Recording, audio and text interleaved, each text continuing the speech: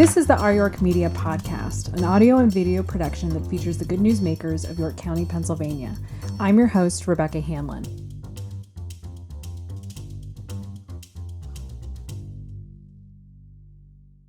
This is the third episode in a series on workforce development in York County.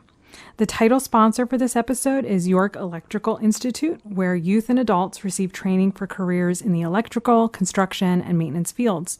Pre-apprentice programs give high school students a first-hand look at futures in these careers, while apprenticeships are free with 100% placement into family-sustaining careers. Learn more at yorkelectricians.org. Our supporting sponsor is Regal Plumbing, HVAC, and Home Automation. We appreciate the support of our sponsors as they help create opportunities for these important conversations. So today we're sitting down with Marc Abels, assistant principal at Hanover High School, and Gage Bartlett, 2017 graduate of Hanover High School, now working at Riley Welding. So we wanted to, in this episode, really look at what it is that local schools are doing to address workforce development. We've kind of talked to some of the larger nonprofit players that are addressing some of the needs, but Gage, you're kind of our living, breathing example of somebody that's gone through some of those efforts.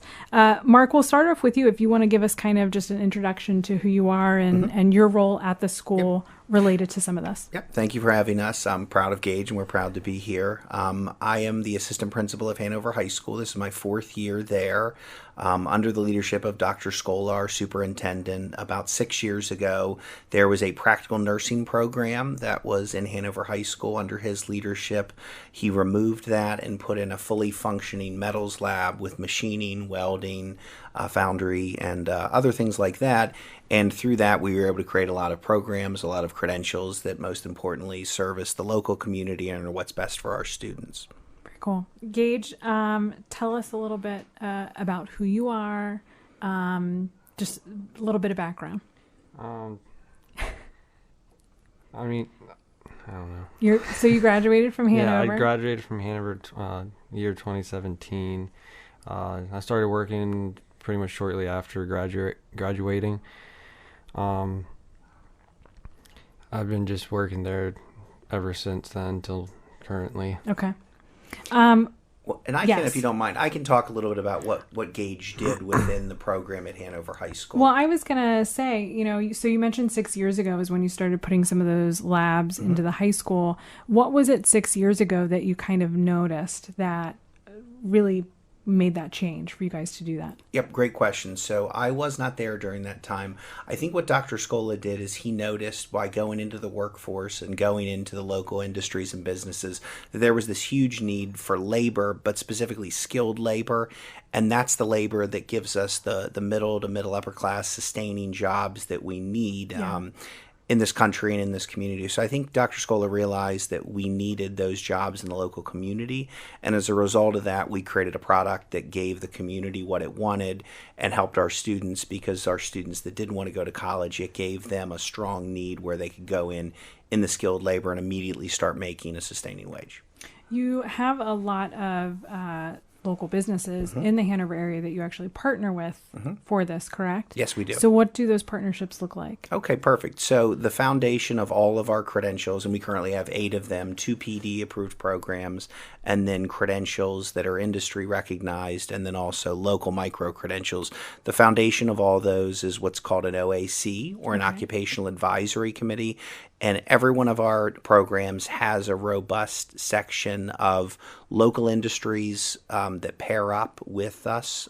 So for welding, which Gage was a part of, we had Riley Welding, we had AWS people, we had people from Airgas, we had people from a lot of local businesses, R.H. Shepherd, Elsner Engineering, and those people kind of get with us and they talk to us about what do they need for employees in the year that we're in. So we're not looking about what businesses needed, 10 or 20 years ago. We're looking at what businesses need immediately right now to be successful. Gotcha. Okay.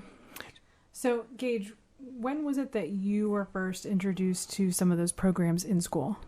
Well, to be really honest, that all falls on my metals teacher, Mr. Williams, because I didn't even realize that we were providing the course at the time that it was implemented. Like, it was kind of one of those extra classes you could take, like wood shop and whatnot. Yeah. And I didn't even notice at first. But he came up and said, "Hey, you see the new metals class?" I was like, "No, I didn't." He goes, "Well, you're taking it." And I was, okay, that's fine with me, because I needed a credit to fill, so I took it. So I had to give him all the credit for even me starting on the program. Yeah. But I was so happy once I did, because I had no clue what I wanted to do after school. I knew I didn't want to go to college because I like working with my hands. Yeah. A lot of critical thinking stuff that I fall a little short of sometimes. But yeah. So what grade would you have been in then? Freshman. Oh, okay. Yeah. So as a freshman, you were starting that. Yep. And then ever since through senior year, I just kept going with it every year. So that was a metals class that you started. Yeah. with. And we were very much the guinea pigs. We were kind of starting off, trying this, trying that, kind of trying to get a feel for how the flow of the class should go. Yeah.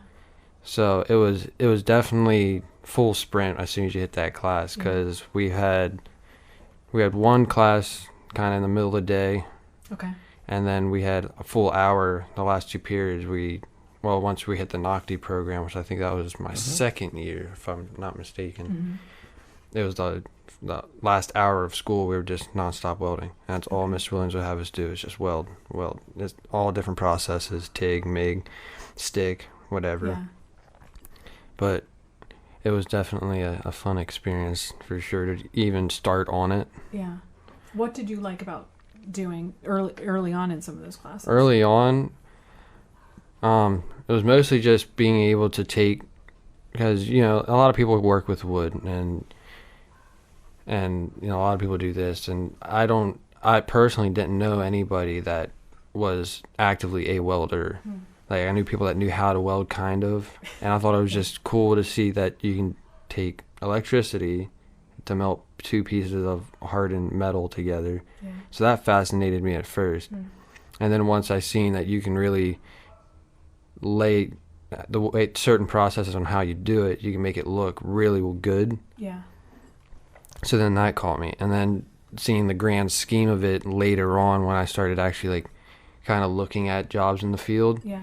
I seen the mass of opportunities that you have, whether you be a pipe welder or a welder and fabricator like myself, or you're doing structural steel. But it was definitely like one thing after another that kept catching me and bringing me back, because like anything, you kind of start falling out of it. You're like, eh. And then there's something else. I was like, oh, I want to try that now. Yeah. But yeah. So, Mark, how early then are students, when they're in those types of classes, how early are they getting to work with some of those employers in that process? So we actually have a push into the middle school. So Dr. Scola, for the upcoming school year in the middle school, is creating a career exploration lab, and we're going to introduce all of our students where you're going to get some different types of welders and different types of machines, some mechatronics things, and we're going to push those into the middle school. We have a program called VIP Squared where we identify career goals for students, and I just want to be clear that this is something that isn't for all of our students in regard to, pushing them into metals. We have a good section of our kids that still go to college. We sent a student to Yale. We just sent our valedictorian to Rensselaer Technical Institute. Rochester Technological Institute. So we have our kids that are going there, Penn State School of Engineering and things like that. But for kids that are interested in careers and interested in immediately getting into the workforce, we want to offer them careers that give them the high school diploma, plus make them more marketable by having certificates and credentials and industry regulations that'll make them more marketable in the global economy. So we start kids out in the middle school, and then what we do is we figure out what their talents are. And he said Mr. Williams and Mr. Minnick do a great job pushing kids into areas of strength. Yeah. And then Gage eventually went into our Pennsylvania Department of Education approved NOCTI program. And what that is that's for juniors and seniors who progress through metals 1 and 2. And they're actually welding for 360 hours their junior year, 360 hours their senior year. So they get 720 hours of welding instruction, which when you think about it, I mean, that's really amazing. That means 3 periods of their day, they're in the metals lab, they're welding. And I think when Gage was saying we're just welding, That's what you're it's doing. for 720 hours. Yeah. And then they're eligible to take the NOCTI exam. And then that exam is the industry cert and credential. Okay. And part of Gage's story, and I don't want, to take away from anything he's done, I mean, but he is an amazing welder, a true talent, and we were very fortunate to have someone that talented. During his NOCTI test, which is a test that's done by evaluated by outside industry experts, they said that, he was a state champion caliber, an amazing welder. They said that if someone with 20 years of experience would be a 10 out of 10, after his test, he was a 9, like 9.5. So, he obviously highly skilled, highly talented. And I think that made it an easy fit for him to get hired by the first company that interviewed him. That's awesome. That's really cool. Yeah, well, I got lucky with that too, kind of, because it so happened that our tester to do the NOCTI certification and to look at and inspect our welds was from Riley Welding. Okay. So it wasn't even an hour or so after the test. He just hands me a card. He goes, "Give me a call when you turn 18." And then that was it. Interesting. Yeah, the rest is history. That's And really and cool. it is a hard skill. It's one where you can't fake it. I can't weld. I can talk a little bit about it, but when it comes down to it, Gage has the talent and skill. And when you do these interviews, they want to see, can you actually weld? And in Gage's case, he can at a very high level, which makes him really marketable. At the high school in particular, how many students do you see taking advantage of some of these programs that you've implemented versus, traditionally what goes on? How many are really kind of showing an interest in that? Yep, that's a great question. So we have about 500 kids at the high school. I think it was 496 the last time, so we'll call it 500. Okay. We have 8 programs right now. So we have our 2 PDE approved programs. That would be welding technicians and diversified occupations. We then have credentials in mechatronics. We have credentials in music technology, computer science, and then we have culinary, early childhood education, and then we have a pre-apprenticeship program with the Hanover Chamber of Commerce and some local industries for our machinists, and they're getting NIMS credentials, which is the National Institute of Metalworking Skills. That's a nationally recognized credential. So out of these 8 programs, there's actually a good number of students. If you take about 100 kids in a graduating class, I think we had about 25 kids who got credentials. So it's a very high percentage. And when you look at it, the numbers growing, I think we had about 100 kids total in our school in the metals lab, which represents over 25% of our 20% of our students. And then for next year in the NOCTI welding program, we're going to have about 20 kids, which is unbelievable when you really think about it, because that's about 10% of the eligible senior class and 10% of the junior eligible class. That's significant when you talk about kids devoting 3 periods a day, 360 hours a year for welding instruction. So we're very proud of those numbers. We think the numbers are going to go up, but like I said, it's not for everyone. There are kids that are going to take one of our 15 advanced placement courses, and they're going to go on to college and be huge successes. But we want to, obviously service all the students in our district and not just a select few. With the students that are going through that and coming out with those credentials, what is the hiring success that you see? Obviously, Gage is a really good example of that, but the hiring success is extremely high, and being small is something that is a good thing. We're very nimble, it's very manageable, and we know our students, we know the local businesses. Because they sit in our OAC, we have tremendous job placement, and for kids that want to get hired, they get hired. We push kids into local businesses all the time, sometimes as juniors, sometimes as seniors, sometimes as postgraduates. You don't want to say 100%, but it is extremely high, and we found that because of our small size, we're able to match students where they will be most successful, because we know the local businesses so well. That's really cool. And we know what they're looking for. Yeah. So it's a win-win for everyone. Gage, so you then started at Riley as soon as you turned 18? Yeah. Was there a job waiting for you, sort of thing? Kind of. I still had to go through the whole new hire process. So it was like the 3 months of being like a temp and getting on whatever board. and doing paperwork and like getting acclimated to the whole, full-time job thing, because I only had part-times prior to that. Okay. And now all of a sudden I'm getting, like I have to worry about like retirement stuff and this. And now Yes. it took a while to get used to because I didn't expect it to be that quick. Yeah. But like the hiring process was pretty quick, painless, easy. And you're 20 years old now? Yeah. Okay. So, and you've been with them that whole time? Yeah, ever since turned 18, up till now. So, what do you like about it? What do you like about being in that industry and doing the job that you do? Well, it's definitely just the places you go. I mean, this week alone, I was up near Elizabethtown working at a company called Purdue. They process soybean. Mm-hmm. And then today, I'm back in Hanover, working at a McDonald's, putting an I-beam in. Yeah. And now tomorrow, I'm back out to Purdue. It's ever-changing, never stops.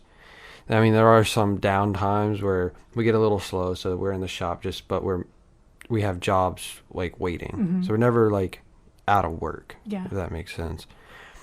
But a lot of the times especially since summer hit, I've been out of the shop more than in the shop. Yeah, gets busy. Yeah. And like R.H. Shepherd, I've worked there and maintained their machines for a while now. Okay. And a couple others, small businesses around Hanover. There's York Building Products. We do a lot of stuff for them. I'm drawing a blank on the rest of them. Is it what you thought it would be?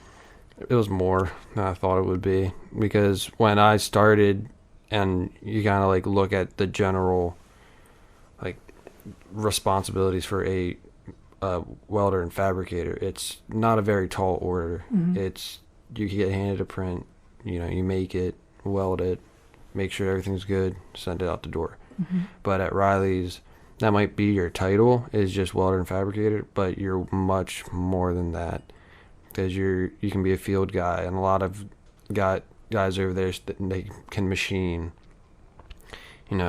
operate plasma, do an array of things that it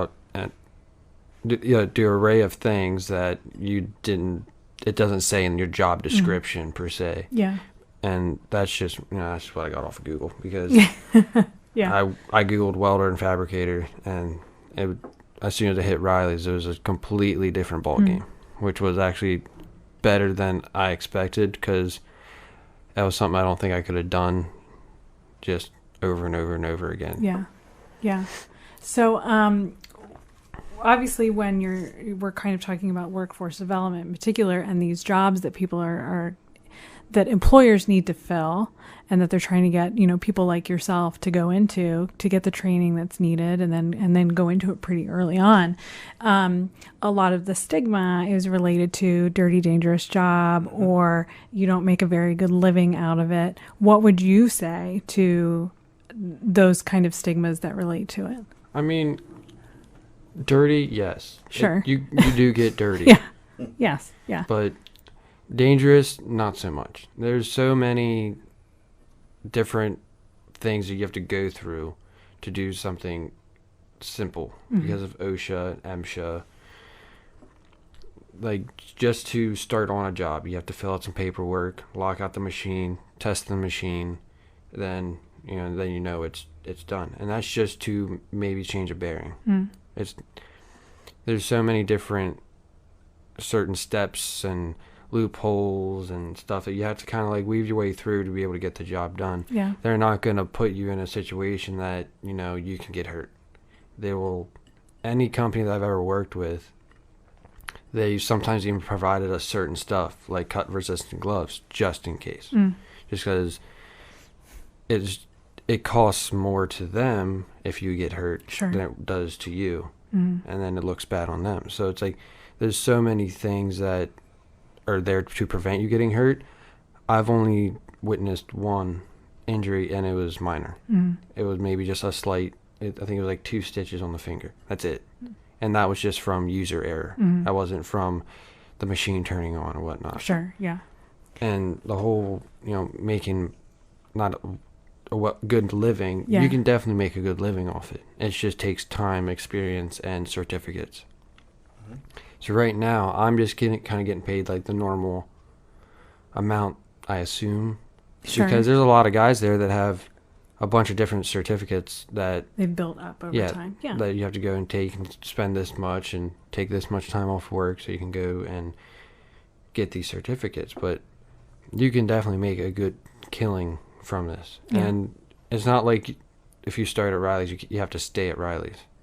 I mean, if you go to a pipe fitters union, all they do is weld like oil pipes or sewage pipes and stuff like that. You can make really, really good money off of that. Mm-hmm. But, once you get into the union stuff, it gets a little different that I'm not too familiar of. Sure, yeah. But it's definitely not something that... And you talked about retirement earlier, that Yeah. those were things you had to look at. So at 18, you were trying to figure out retirement plans. Yeah. Which, if you can start that early, figuring that stuff out, you're probably going to be in a pretty good spot. Puts you ahead of like 99.9% of Americans thinking about retirement and putting into it at 18. Yeah. Yeah, it's definitely different. Not what I expected. Yeah. When you look at, you talked about others in your field that have, additional certifications and that sort of thing, so you can grow in that field. What are you kind of looking at maybe doing? I mean, right now I'm just trying to laying low a bit. Just get experience. Yeah, try to get it, suck in as much knowledge as I can, because those guys there, everybody knows something different than somebody else. And I've worked with so many guys there. Probably a good 50% of the employees I've worked with, and a lot of those guys been there 20, 30 years or worked somewhere else and came to Riley's but to have 20, 30 years of experience. Yeah. So there's a lot of knowledge to be learned, and I'd rather learn that now and then start worrying about certificates and making a little bit more money, because I mean, right now I'm still living at home. I don't really have to worry about making a whole lot of money, just enough to pay off my bills that I have. Okay. Yeah. Marc, can you talk a little bit about the lucrativeness of some of these careers that even you have seen, or you try to educate parents on? Yeah, absolutely. And educating the parents is important, and that's something we've been working hard on. Bringing back students like Gage. We try to give all of our students exposure. All of our students get an opportunity to go to Gettysburg, get to go to Hack Gettysburg as well. So we take them to Legacy. We take them to a lot of local businesses, Elsner Engineering. So we want to give them the exposure. I know with the Metals Lab, they've been really big on bringing back former graduates so they can talk about their experience, because we want students, like Gage said, to go into these businesses having a decent idea of what to expect. As far as lucrativeness, I mean, I think we all know that there's a huge skilled labor gap, certainly in York County, I would say in the United States of America. You keep hearing around York County the average age of a manufacturer is, I've heard 50, 54, 56, but I think we can all agree that the average age of a manufacturing employee in York County is high and is older, and we need to figure out how we're going to address that skilled labor gap. As a homeowner, when an HVAC unit goes out, in my case, a 21-year-old came and he fixed my machine, and it cost a decent amount of money. If we ever have plumbing issues, we call a plumber who usually doesn't show up to the house for $100. So these are careers that are making a lot of money, that are highly lucrative at a very young age. You can get pre-approved for mortgages. You can own your own car outright. So I think it's important to note that not only is this skilled gap labor thing real, but it can be extremely lucrative, because anyone who's owned a home or needed to get car repairs, which I'm going through right now with my vehicle, it usually isn't very cheap. You're not paying someone minimum wage to service your home and your appliances and things like that. And that's what we've tried to educate the parents and students on, that these are lucrative careers. They can make a lot of money. And I know we talk, and Gage, you can probably talk a little bit about the underwater welder, and just they're making six figures and things like this, which is something that most adults aren't going to see in their lifetime. So once again, skilled labor, I think, is once again good for the community and also good for the individual. Is that something that, when you look at from the high school's perspective, your biggest hurdles related to, workforce development and making that a new option, an appealing option, what are some of those hurdles that you think you still face? That's a good question. I mean, I think we've done a great job under the leadership of our superintendent and the support of the local community. And like I said, we have been very blessed by generous donors and partnerships with It's Quality Foods or Mechatronics and a lot of the other names I've mentioned earlier. I don't want to forget anyone, but I'm sure I will. But we've been very fortunate to have those partnerships. And Hanover is such a unique and a small and amazing community. I think the community sees the value of skilled labor because they see some of these huge businesses and how lucrative some of the people are. So as far as hurdles are concerned, I think we've had to push through to get some of our programs PDE approved. I think we've had to work hard with articulation agreements with, Harrisburg University and Hack-Gettysburg and some of our other educational partners. But I think really through that hard work, educating the students, educating the parents, it's been a pretty smooth transition. We're very proud of all the things that we've done. That's cool. Very neat. Have you gone back, Gage, to talk to students in the high school and tell them about your experience? I haven't really, not on an official type of thing to come in, but I stopped in a couple of times just to see how I only can catch the last period of class. Yeah. But I kind of come in and peek my head and hey everybody, how's everybody going? See ya. Yeah. And then because it's by that time when I get off work, if I get off early enough. It's later. Yeah, they have 10 minutes. Yeah. And then I kind of talk to Mr. Williams because he comes into Riley's to get stuff for the metal shop at the school. So I see him every once in a while, and I'll talk to him and see how everybody's doing. Yeah.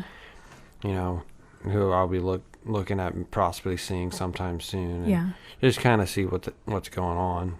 What do you think you would kind of share with those students who are maybe just starting as you did as a freshman in some of those early classes and might not have any idea where the next 4 years are going to go, to help them kind of set up for they can be in a really good position when they graduate high school?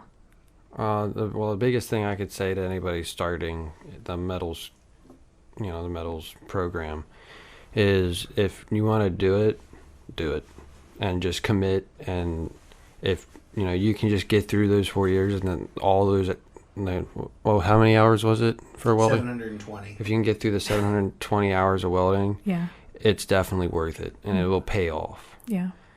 Because that wasn't fun doing all that welding all the time. It's a long time, especially when it got into the summer. And I don't know about now, but we didn't have a whole lot of fans or anything, so it was just roasting.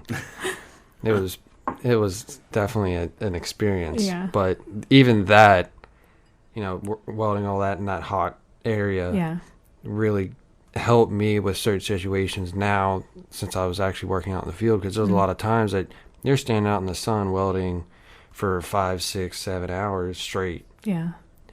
And there's they actually help me more than what they assume, they were trying to, just because you're not always comfortable.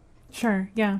And it helped a lot. But to the whole people coming into it, if you just commit to it and really stick to it, it'll pay off in the long run. And even if it's not a forever thing, it's definitely something you can use on a daily basis. Yeah. I mean, you can pick up a welder and then you can fix almost anything. Yeah. What are things that you hope to do with your career as you go forward in it? Well, right now I'm just kind of, like I said, I'm just going to go get somewhat more knowledge, try to get some more background on how to fix certain things. Ultimate goal would kind of be a foreman at Riley's, just because I don't want to go anywhere else. Yeah. I want to kind of stay there, because just the people that, are there and the dynamic, it's just how I like to work. Yeah. And a lot of the people there are good guys.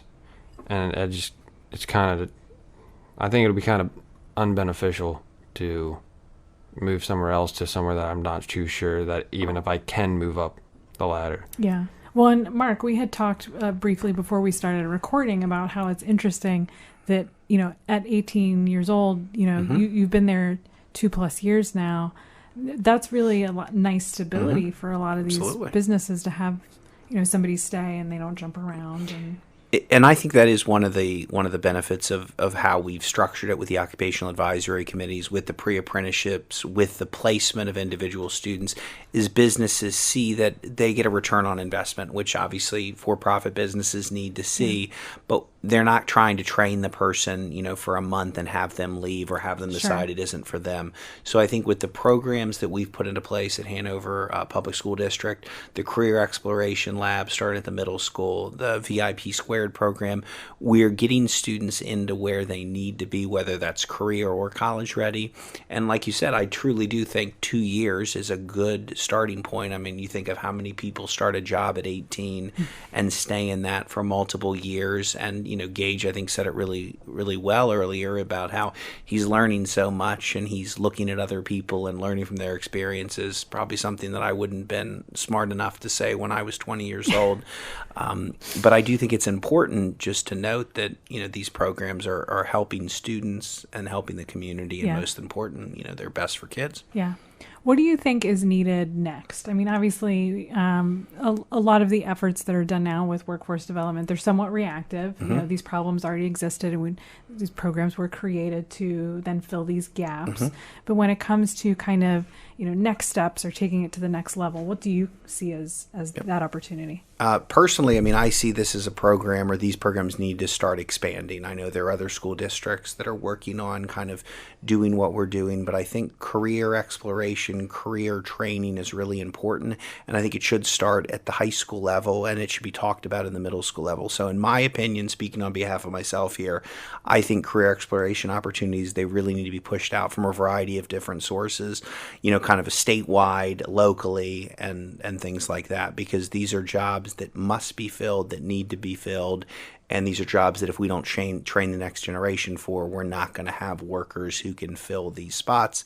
And as I said earlier, either you can weld or you can't. So this isn't something we can train someone to do in 5 minutes, on a computer. This is a skill, a talent, a trade. So in my opinion, this is something that we need to expand across the state and across the country for that matter. Yeah. Yeah. Are there, when you're talking to some of those partners that you have or other industry leaders within, that Hanover area in particular, are there positions or jobs that they're looking to fill that you think might be added at some point, or, at least they're talking about that they have a need for? I mean, yeah, in Hanover, one of the big pushes is mechatronics. So we have the welding, we have the precision metal machining where we're getting the NIM certs. The push that we've been working on a lot now is mechatronics. We have a great articulation agreement with Hack Gettysburg, so our students are able to progress through coursework at our high school and then get 8 articulated credits to Hack Gettysburg's mechatronics program. Okay. And then we just formed a great partnership with Utz Quality Foods, and we're able with them to get some new equipment and some pneumatics, and we've always had robotics and things interweaving throughout our class and curriculum. But I think mechatronics is a huge push because we have so many snacking businesses in Hanover and so many machines. Mechatronics is basically who's going to fix the machines once they break down. Yeah. So we've been putting a lot of efforts into mechatronics as well, and we're very pleased with that program and how it's progressing. It's fascinating, the partnerships, I think, throughout this whole, looking at this issue and trying to figure out how to address it. I think that's one thing maybe we can do well in York County in particular. We can look at the resources around us and partner together. So I think it's fascinating that that's an approach that Hanover has taken. Yes, absolutely. Very cool. Thank you. Well, thank you both for coming on and talking a little bit. I really appreciate it. Being able to share kind of that personal experience, I think makes it really relatable for people when we look at workforce development. So thank you for the time. And thank you. We appreciate you having us both. Very cool. Thank you. Thank you.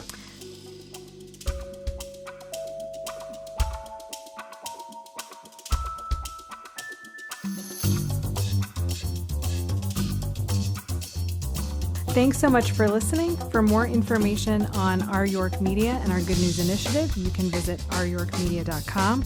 We appreciate your attention and give bonus points for those who subscribe. This episode was sponsored by York Electrical Institute and Regal Inc. The Our York Media podcast is produced by Will Hanlon and Caleb Robertson. I'm Rebecca Hanlon. Thanks so much for listening.